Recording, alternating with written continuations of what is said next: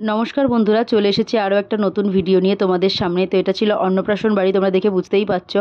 আর সত্যি বলতে কি, বাচ্চাটার নামটা যে ঋদ্ধিকা, সেটা আমি ভিডিওটা যখন এডিট করছিলাম তখনই দেখেছি। মানে তার আগে পর্যন্ত আমি জানতাম না যে বাচ্চাটার নাম কি। যেহেতু আমরা পুচকু বলে ডাকি, সেহেতু পুচকু পুচকুই করি। আর এখন তো বড্ড ছোট, যেহেতু অত বোঝে না, শুধু দেখে হাসে, ব্যাস অতটুকু। আর এই গরমের মধ্যে ওর সাথে বেশিক্ষণ থাকতেও পারিনি। আর প্রচুর লোকজন যেহেতু এসছে, অবভিয়াসলি সেখানে থাকাটা সম্ভবও না। তো আমরা গিয়েও জানো, যেখানে এই অনুষ্ঠানে যাই, আর প্রচণ্ড গরমের মধ্যে কোথাও একটু ফ্যান পাই সেখানেই খুঁজি। তো গিয়ে এখানে একটু পকোড়া টকোড়া খেয়ে নিয়েছিলাম। নিয়ে ওখানে বেশ আমরা অনেকক্ষণ গেছিলাম। তো এখান থেকে আমরা 4জন গেছিলাম, কাকিমাদের সাথে গেছিলাম। কিন্তু ওখানে গিয়ে বেশ আমি আমার সঙ্গী সাথী পেয়ে যাওয়ায় তো ওখানে বেশ আমি খুব ভালো মজাও করেছি।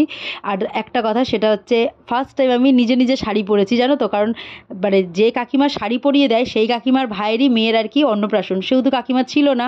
আমি নিজে নিজেই শাড়ি পরেছি। আর শাড়ির কালারটা, শাড়িটা ভীষণই সুন্দর, কিন্তু শাড়ির কালারটা যেহেতু একটু গ্রিন কালার, আমার ওই জন্য একটু কেরম ডাউট হচ্ছিলো যে আমাকে পরলে কি আদৌ মানাবে। যেহেতু আমি কালো, সেহেতু আমার একটুখানি ভেতরে মানে যে আমাকে কি কেমন লাগবে, ফুটে উঠবে না তো, কেমন একটা লাগছিলো।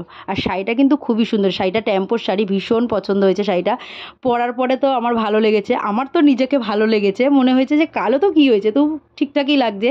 তো অবশ্যই তোমরা জানিও যে কেমন লেগেছে শাড়িটা পরে, তাহলেই আমি বুঝতে পারবো যে আদৌ আমাকে কেমন লাগছিল বা কিছু সামথিং, সেই জন্য।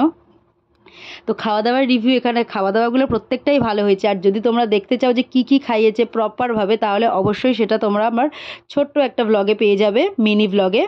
আর এখানে আমি বসে বসে খাচ্ছিলাম আর ভিডিও করছিলাম। তো আমার পাশে টাকিমারা ছিল, ওরা একটু করছিল, হাসাহাসি করছিল। বাট ঠিক আছে, কারণ ওই কাকিমার সাথে বেশ অনেকগুলো বাড়িতে আমি নিমন্ত্রণ খেয়েওছি। আর মানে একটা হয় না, সরবরাহ টাইপ হয়ে গেছিলো। তো সেই জন্য অতটাই হয়নি। কাকিমাকে বললাম, কাকিমা তুমি আসো। কাকিমা বললো না না না, আমি আসবো না। তো ঠিক আছে, কাকিমা আসেনি, কিন্তু কাকা এসে গেছে।